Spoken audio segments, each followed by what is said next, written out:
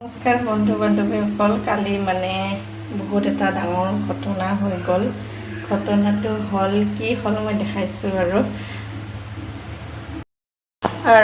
এইখিনি মই গাখীৰ ফাটিছিল মানে এইখিনি গাখীৰ ফাটোতে মানে মই ইয়াতে গামোচাৰে ধুনীয়াকৈ মঠি কিনে যিখিনি মানে এইখিনি খৰ ওলাইছে এইখিনি মঠি কিনে ধুনীয়াকৈ ফ্ৰিজত থৈ দিছিলোঁ দুদিন।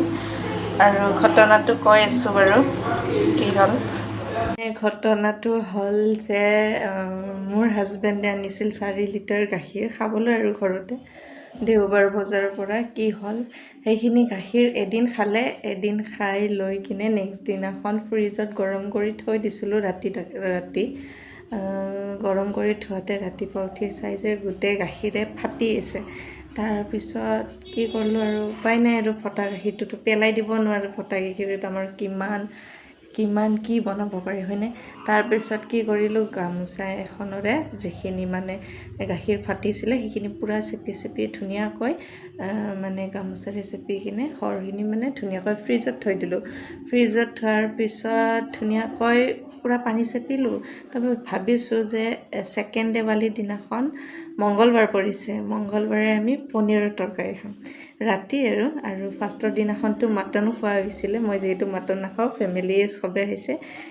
ছেকেণ্ড দিনাত ভাবিলোঁ আৰু এনেও মংগলবাৰে আমি মানে মাছ মাংস নাখাওঁ, নিৰামিষ হয়। তাৰ কাৰণে ভাবিলোঁ আৰু ছেকেণ্ড দিনাখন পনীৰ খাম বুলি। তো পনীৰৰ কাৰণে যোগাৰ পাতি কৰিছোঁ। তাৰপিছত ওলাই কিনে ফ্ৰিজৰ পৰা চাওঁ যে সেইখিনি পনীৰ হোৱা নাই, মানে গোট বান্ধিছিলে, মানে বৰফ হৈ গৈছিলে। তাৰপিছত যেতিয়া কাটিব খুজিলোঁ গোটেই টুকুৰি মানে চিটিৰ বিটিৰ হৈ গ'ল, পনীৰ নহ'লে আৰু মানে সৰখিনিৰ পনীৰ নহ'লেই। তাৰপিছত তাৰ কাৰণে সেয়ে আৰু দিনটো বেয়া গ'ল। তাৰমানে এইটোৱে মোৰ লগত ঘটিল ঘটনা। কালি কি ধুনীয়াকৈ মানে পনীৰৰ যোগাৰো কৰিছিলোঁ আৰু লাষ্টত পনীৰ খাম বুলি মংগলবাৰে পনীৰ খাব নোৱাৰিলোঁ। ছেকেণ্ড দেৱালী আছিল কালি। তাৰপিছত আকৌ কি কৰিলোঁ, উপায় নাপায় আকৌ খিচিৰি বনাইছোঁ। মই গোটেই যিখিনি যোগাৰ কৰিছিলোঁ সেইখিনি থৈ আকৌ খিচিৰি বনাইছোঁ। এইটোৱে মোৰ লগত ঘটিছে কালি ঘটনা। একচুৱেলি মই কালিয়ে ভিডিঅ'টো বনাব খুজিছিলোঁ, কিন্তু কালি মোৰ অলপ সময় নহ'লে। পনীৰৰ ৰেচিপি বনাম বুলি সকলো যোগাৰ কৰিছিলোঁ, তাৰপিছত নহ'ল, লাষ্টত খিচিৰি বনাব লগা হ'ল।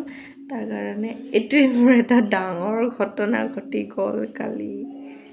আজিলৈ আহিছোঁ, বাই।